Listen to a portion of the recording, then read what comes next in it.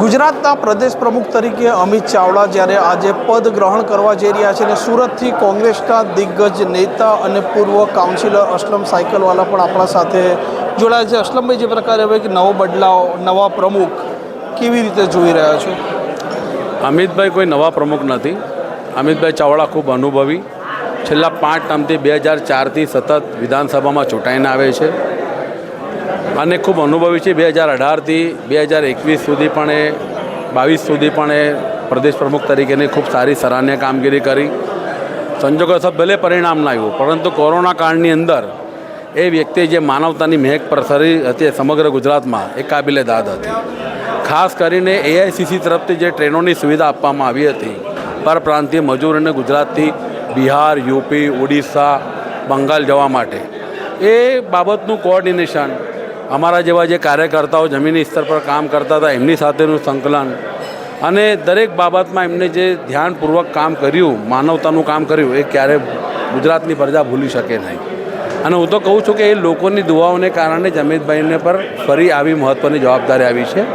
મને એટલો વિશ્વાસ છે કે અમિતભાઈના નેતૃત્વ હેઠળ 2027માં 100ની 110% કોંગ્રેસ તરફી પરિણામ આવશે. ભલે આજે અમારી 12 વિધાનસભાની બેઠક છે, પરંતુ દાવા સાથે કહું છું કે અમિતભાઈના નેતૃત્વ પ્રદેશ હાઈકમાન્ડનું જે પ્રમાણે અત્યારે કામ ચાલી રહ્યું છે, એઆઈસીસીમાં રાહુલજી, મલ્લિકાર્જુન ખરગેજીના જે માર્ગદર્શન હેઠળ કામ ચાલી રહ્યું છે, એ પ્રમાણે દાવા સાથે કહું છું કે 2027માં ગુજરાત વિધાનસભાની અંદર કોંગ્રેસ પક્ષના 120 ધારાસભ્યો તમને જોવા મળશે.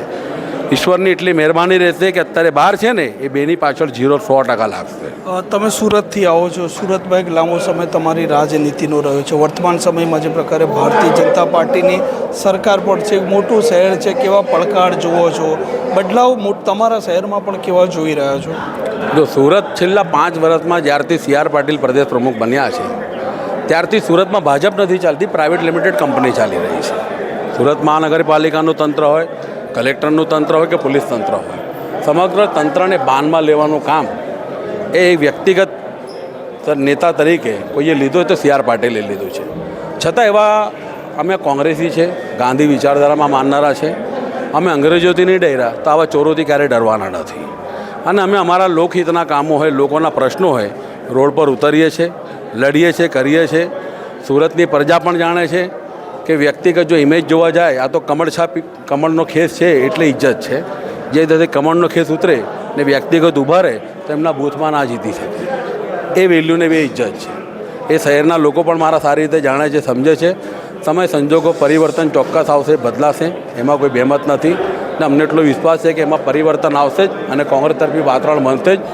લોકોને આજે પણ કોંગ્રેસ માટે માન છે, સન્માન છે. તો જ મારા જેવો ઉમેદવાર જો લડતો આવા કપરા સમયમાં પણ, તો હું 60,000 વોટ મને લોકો આમને આમ નહીં આપે વિધાનસભામાં. અચ્છા, તો જે પ્રકારે રાહુલ ગાંધીએ કીધું છે કે ભાઈ અહીંયા કેટલાક એવા લોકો છે જે ભાજપ સાથે સાંઠગાંઠ ધરાવે છે, એવા લોકોને કાઢી નાખવામાં પણ આવશે. રેસના, લગ્નના કે લંગડા ઘોડાની વાત છે. તો શું તમને એવું લાગે છે કે નવો પ્રદેશનું જે માળખું બનશે એમાં પ્રદેશ સ્તરે અને જિલ્લા સ્તરે પણ રાહુલ ગાંધીએ કીધું છે પ્રકારના ફેરફાર થઈ શકે એમ છે? જો અમિતભાઈમાં અમને સૌને બહુ વિશ્વાસ છે. મુકુલ વાસનિકજી, જે બીજા સહપ્રભારીઓ છે, કે ચોક્કસપણે જે એવા લોકો છે પાર્ટી ફોરમમાં લોકોએ એ વાતો મૂકી દીધી છે, એમના પુરાવા આપી દીધા છે. અને અમને એટલો વિશ્વાસ છે કે ચોક્કસ તમને નવી જ્યારે પણ ટીમ જોવા મળશે એમાં પરિવર્તન દેખાશે, એમાં પુનરાવર્તન નહીં દેખાશે. મારે કોઈના વ્યક્તિગત નામમાં પડવું નથી. મારે કોઈ મારા કાર્યકર્તા કે મારા નેતાને કોઈ એવો અપમાનિત શબ્દોનો ઉપયોગ કરવો નથી. પરંતુ એટલું ચોક્કસ કહી કે ભાજપ હાથે જે ભાંગરેજ ચલાવનારા છે એમની હેસિયત, એમની ઓકાત તમને પણ જોવા મળશે ને અમને પણ એનો અનુભવ થશે. અમે તો એમાં માનીએ છીએ કે લોક પ્રશ્નો માટે ભારતીય જનતા પાર્ટીથી જે ડરતો ન હોય કાર્યકર્તા, એ અમારા સર આંખો પર. બાકી ભાજપથી ડરીને કે તંત્રથી ડરીને ભાંગરેજ કે ભાજપ કોંગ્રેસ ભાઈ ચલાવતા હોય એવા કોઈ આગેવાન તમને મને નહીં લાગતું કે હવે ભવિષ્યમાં દેખાશે. ને એના માટે પૂરતું એઆઈસીસી પણ ધ્યાન આપે છે. કોઈને આ કોંગ્રેસ છે, રાજકીય પક્ષ છે, કોઈને આમ કંટી પકડીને તો આમ કોલર પકડીને તો બહાર ના કાઢાય. સમય આવે તમને પણ દેખાશે કે લિસ્ટમાં કોના નામો આવ્યા છે, કોના નહીં આવ્યા છે. એટલો અમને વિશ્વાસ છે કે આ પરિવર્તનની લહેર છે કોંગ્રેસમાં. ને હું તો જ આજનો પણ તમે માહોલ લો કે લોકો કહે છે કે કોંગ્રેસ મુક્ત, કોંગ્રેસ મુક્ત. પણ આજે જે લોકો આખા ગુજરાતના તમામ તાલુકા શહેરોમાંથી ખૂણે ખૂણેથી આવ્યા છે એ સ્વેચ્છા આવ્યા છે, કોઈના માટે કોઈ ગાડીની વાહનની વ્યવસ્થા ના કરી. આ કોંગ્રેસ માટેની લાગણી, આ એનો પ્રેમ, આ એ દર્શાવે છે કે આટલી મોટી સંખ્યામાં કાર્યકર્તા આગેવાનો આવ્યા છે. એટલે તોફિકભાઈ, ખૂબ અમને એટલો વિશ્વાસ છે ગુજરાતની પ્રજા પર પણ કે પરિવર્તન આવશે ને જે અત્યારે ગુજરાતની પોલિટિક્સ છે, જે ગુજરાતની સરકાર જે તંત્ર ચલાવી રહી છે, શિક્ષણમાં ન્યાય, રોજગારીમાં ન્યાય, ધંધા વેપારમાં ન્યાય, કયો માણસ ગુજરાતમાં સુખી છે?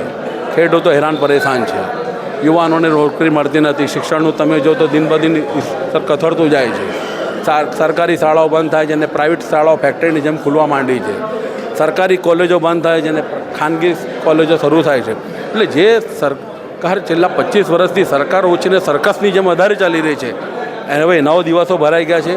2027માં ભલે એ લોકો આજે 150 કરતાં વધે સીટો લાવ્યા લહેરમાં આવી ગયા હશે, પરંતુ હવે ગુજરાતની પ્રજા પણ જાણી ગઈ છે કે એમને વાંદરાના હાથમાં ચાવી આપી દીધી, આટલી બધી બહુમતી આપીને આજે પ્રજા જ એમાં પીસાઈ રહી છે, પરેશાન થઈ રહી છે. અમને એટલો વિશ્વાસ છે કે જે ગરીબોની અવાજ, શ્રમિકોની અવાજ, મધ્યમ વર્ગની અવાજ, ખેડૂતોની અવાજ, યુવા બેરોજગારોની અવાજ, શિક્ષકોની અવાજ, એક જ માત્ર વિકલ્પ છે કોંગ્રેસ પક્ષ. જી જરૂરથી. તો આ સુરત કોંગ્રેસના નેતા, તેમનું કહેવું છે કે આવનારા સમયમાં સુરતમાં પણ મોટા ફેરબદલ થશે અને ભારતીય જનતા પાર્ટી સાથે કોંગ્રેસના કાર્યકરો ભેગા મળી ટક્કર આપશે. આ પ્રકારના સમાચાર, પ્રકારના અહેવાલ માટે હોટલાઇન ન્યૂઝની ચેનલ જોવાનું અને સબસ્ક્રાઈબ કરવાનું ભૂલતા નહીં. નમસ્કાર. આવા પ્રકારના વિડીયો તમને જોવા ગમતા હોય તો હોટલાઇન ન્યૂઝ ચેનલને લાઇક, શેર અને સબસ્ક્રાઈબ કરો.